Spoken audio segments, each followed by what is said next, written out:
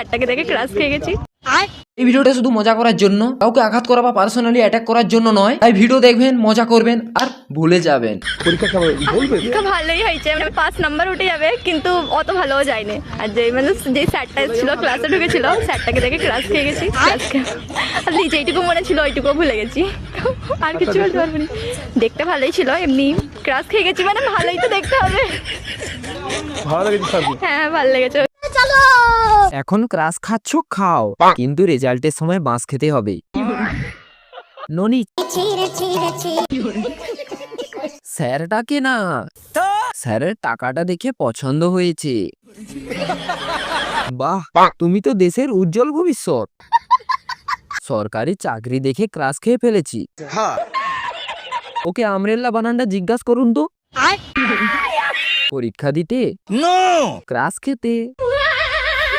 আমি স্যার বলছি, আমাকে তোমার পছন্দ নেই। স্যারকে পটিয়ে পরের দিন 5 নাম্বার তোলার ধান্দা। এইরকম মজাদার ভিডিও পেতে হলে চ্যানেলটিকে সাবস্ক্রাইব করুন।